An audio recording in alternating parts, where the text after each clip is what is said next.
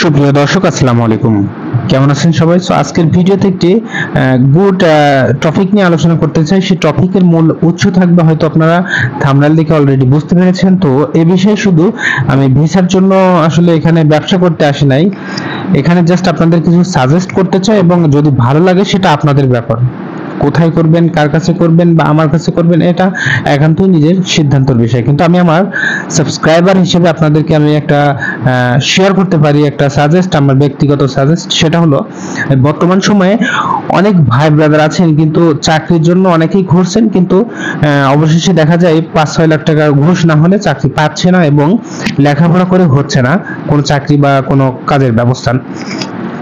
তো বন্ধুরা, পরিশেষে কিন্তু তারা বাইরে যাওয়ার একটা প্ল্যান করে, কিন্তু দেখা যায় যাদের কম বাজেট, তারা লেখাপড়া করেছে কিন্তু তাদের কম বাজেট, ভালো একটা কান্ট্রিতে যেতে পারছে না এবং বিশ্বস্ত কাউকে পাচ্ছে না। তো তাদের জন্য আমি দুটি কান্ট্রির কথা বলবো। সেটা হচ্ছে দেখা যায় আপনার উজবেকিস্তান আর কিরগিজস্তান। এখানে আপনার সুযোগ সুবিধা সম্পর্কে বলবো এই জন্য যে আমি বলতেছি না আপনি এখানে যাবেন, কিন্তু দেখা যায় আপনারা যারা কম বাজেট, 4-5 লক্ষ টাকা মতো আছে যার আসলে বাজেট, সে একটি ভালো কান্ট্রিতে যেতে চাই। শুধু এই কারণে নয় যে আমি যেই আসলে ভালো কোথাও মুভ করব এবং ভালো ইনকাম করব, এরকম কিছু না। জাস্ট আপনি সময়ের সাথে আপনার যে বেসিক স্যালারিটা, যেমন মান্থলি আপনার 40-50 হাজার টাকা ইনকাম হবে, এমন একটা কান্ট্রি খুঁজতেছেন যেখানে ইন ফিউচারে আপনি চাইলে ভালো কিছু করা সম্ভব বা অন্য কোথাও যাওয়া সম্ভব।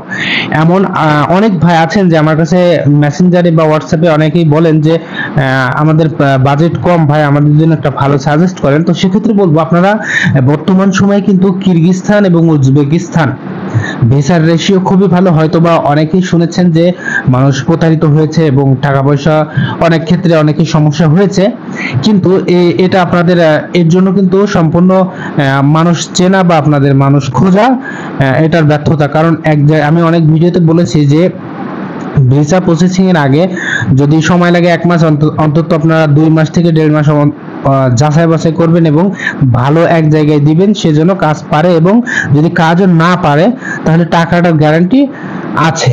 এরকম একটা জায়গা দেখে আপনারা এই সময় কিন্তু ফাইল প্রসেস করতে পারেন। কারণ উজবেকিস্তান বা কিরগিজস্তান দুইটা যদি বলি, আপনার স্যালারি কিন্তু প্রায় একই। দেখা যায় যারা অরিজিনাল কোম্পানিতে যায় তারা কিন্তু যদি কনস্ট্রাকশন সাইটে যায়, আমরা বেসিক্যালি কনস্ট্রাকশন সাইট এবং কি বলে গার্মেন্টস এর সেক্টরে কাজ দিচ্ছি, কিন্তু এখানে দেখা যায় কনস্ট্রাকশনে 550 করে আপনার মান্থলি ইউরো দিবে। এটা আপনার বেসিক, এর উপরে দেখা যায় আপনি যদি ওভারটাইম থাকে তো করলেন, না থাকলে তো গেল।